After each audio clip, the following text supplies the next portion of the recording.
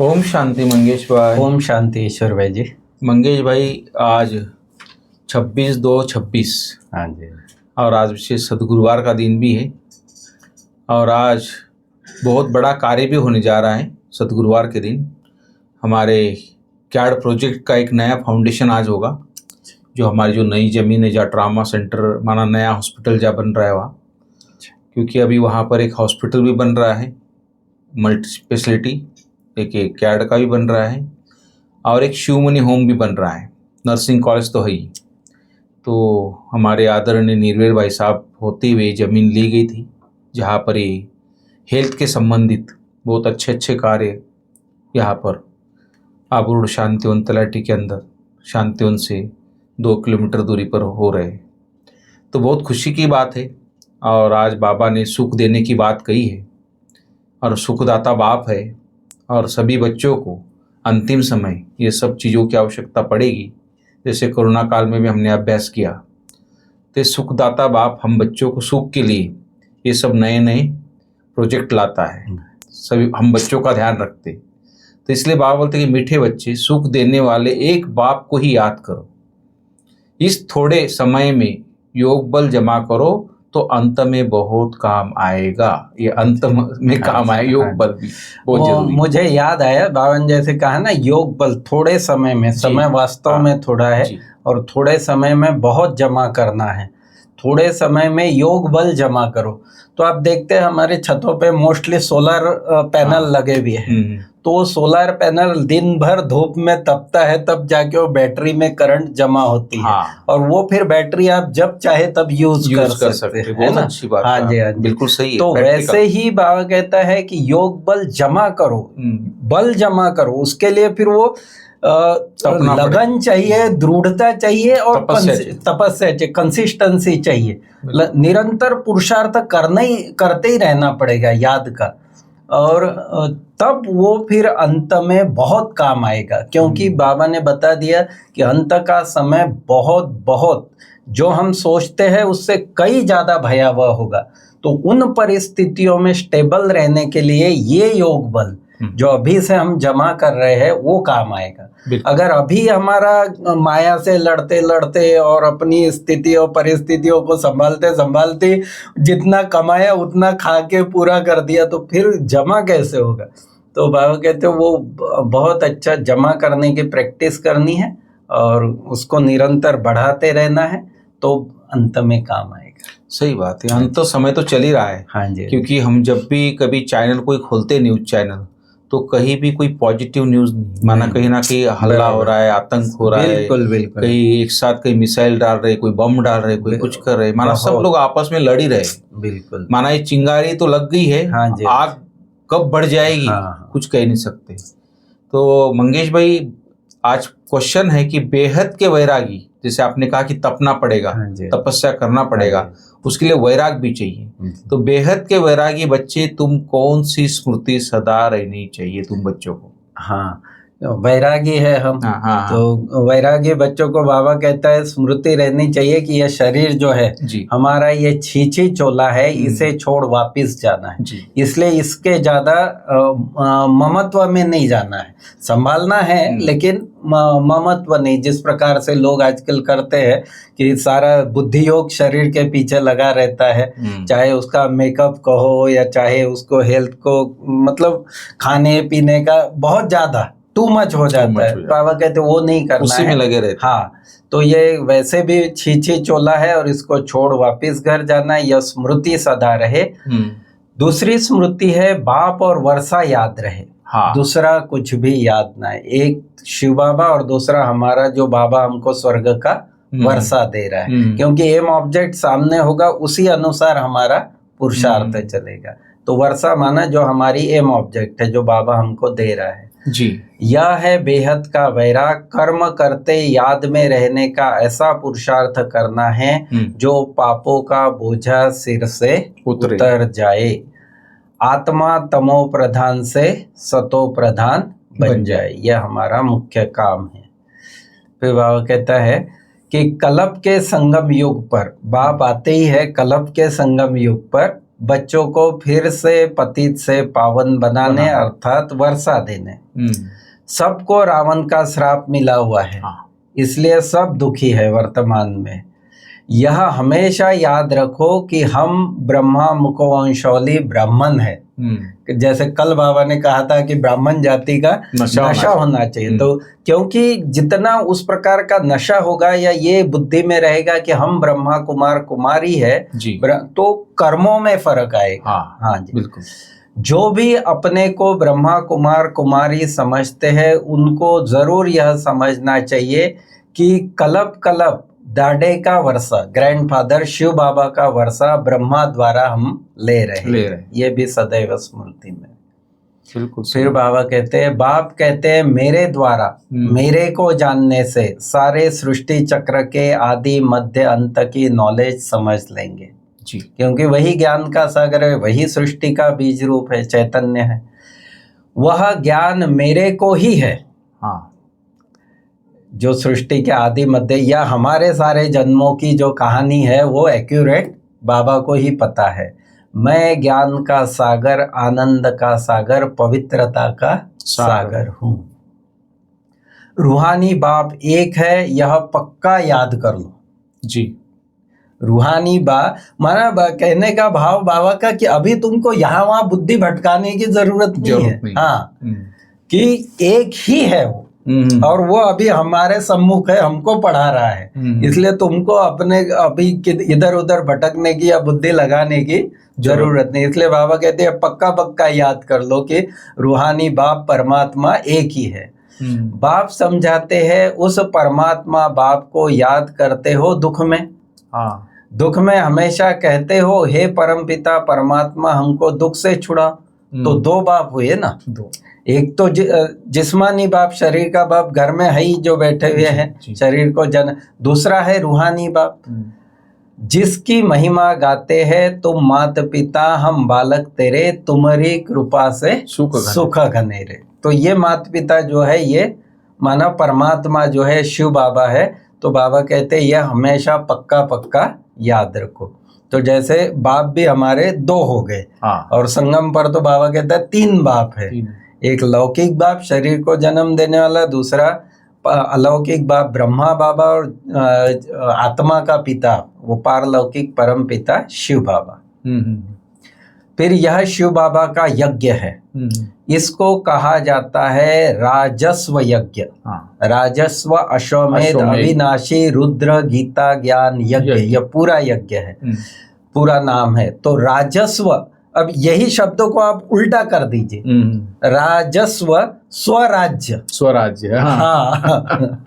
तो ये यज्ञ रचा ही इसलिए है स्वराज्य पाने के लिए।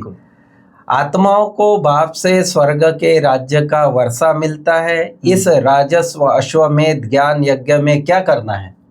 यज्ञ है पता है, तो फिर करना क्या है? अश्व माना घोड़े को। हाँ जी, हाँ जी, माना ये भी तो शरीर रूपी। बिल्कुल, बाबा ने वही कहा कि शरीर सहित जो कुछ है वह बलिहार करना है, अर्थात स्वाहा करना है। इस यज्ञ से फिर तुम राज्य पाएंगे। यज्ञ से मन इच्छित फल मिलता है ये कहा जाता है। तो बाबा कहते हैं वास्तव में ये यज्ञ है, ज्ञान योग का ये यज्ञ है, जिसमें अपना सब कुछ देह सहित देह के संबंध और अपनी कमी कमजोरियां बुराइयां बाबा कहते हैं सारे अवगुण इसमें स्वाहा कर दो जी। बाप याद दिलाते हैं भक्ति मार्ग में तुम गाते थे कि हे बाबा आप आएंगे तो हम बलिहार जाएंगे, वारी जाएंगे, कहते थे भक्ति में। ऐसा ईश्वर के नाम पर हम कहते हैं मेरे तो एक गिरधर गोपाल दूसरा न कोई। तो बाबा कहते ये मेरे लिए ही कहा तुमने, परमात्मा के लिए ही कहा, और अब मैं तुमको याद दिलाता हूँ कि अभी मुझ पर वारी जाओ। बाप कहते हैं मैं हूँ एक माशुक, तुम सब, मैं हूँ एक माशुक और तुम मुझ माशुक को पुकारते हो। हाँ। तुम सब आत्माएं आशिक हो, मैं तुम्हारा एक माशुक हूँ। तुम आधा कल्प के आशिक हो जिसको परम पिता परमात्मा कहा जाता है। वो माशुक हमारा एक है और हम सब आत्माएं उसके आशिक है। हम जन्म जन्म उसको पुकारते आए, और वह आशिक जो है हमारा माशुक जो है, हम शिव बाबा आशिक और हम आत्माएं हो गए उसके माशूका हो गए उसके जैसे, तो वो है निराकार आशिक माशिक। हाँ जी, हाँ जी। तो बाबा ने कहा कि क्योंकि बाबा को लव आपस में, हाँ इतना, बाबा ने कहा कि बाप कहते सब कुछ करते निरंतर मुझे याद करो जैसे आशिक माशूक होते हैं। बाबा ने कहा वो भले जिस्मानी लेकिन बुद्धि की तार इतनी जुड़ी हुई रहती है उनकी कि कुछ भी करते समय भी, जैसे हमारे इतिहास में लैला मजनू, हीरा रांझा, ऐसे बहुत सारे उदाहरण हैं।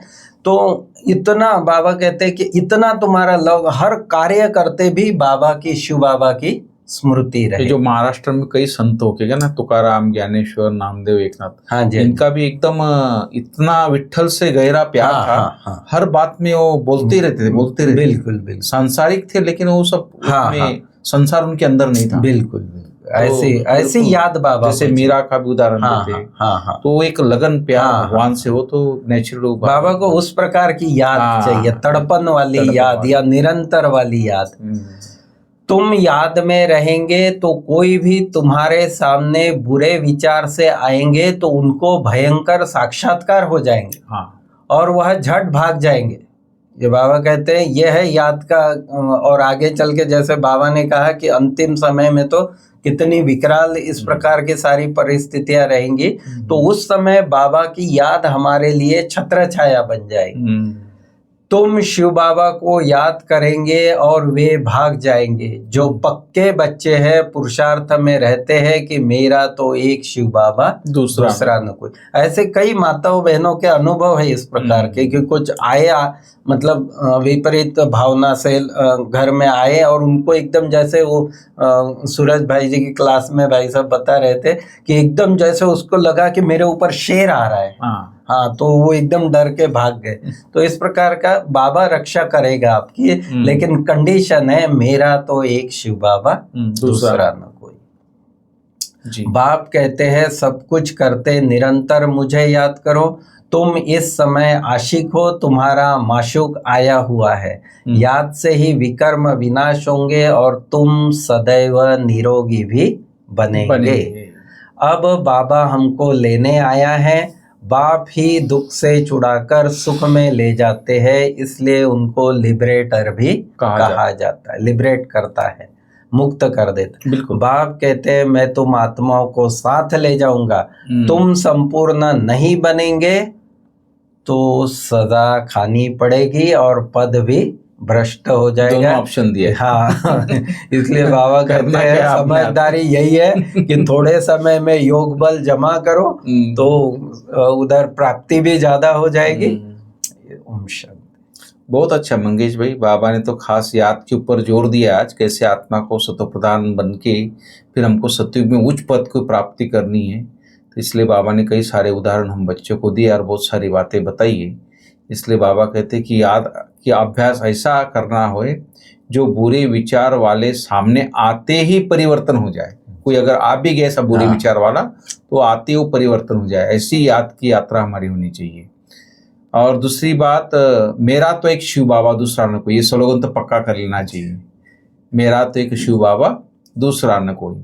इस पुरुषार्थ में रहना है। स्वराज्य पाने के लिए शरीर सहित जो कुछ भी है वो बलिहार जाना है। जब इस रुद्र यज्ञ में सब कुछ स्वाहा करेंगे तब राज्य पद के अधिकारी बनेंगे, तब मिलेगा राजपद भी। तो बाबा ने क्लियर शब्दों में आज हम बच्चों को डायरेक्शन दिया है।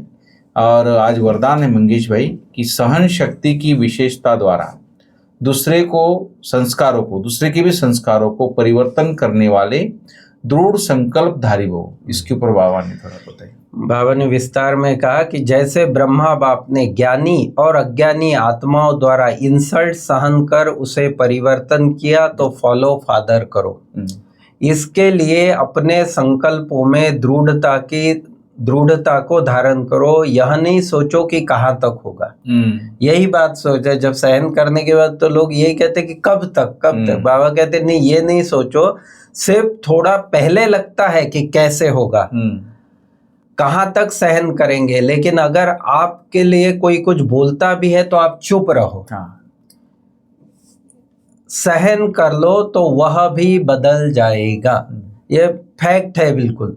जो बाबा कहता है ना कि आप थोड़ा सा सहन कर लो पहले स्टार्ट में। सहन करना क्या है, चुप रहो जी। हाँ, और जो कुछ आपको ऐसा फील भी होता है ना तो आप बाबा को बता दो, बाबा को हैंड ओवर कर दो।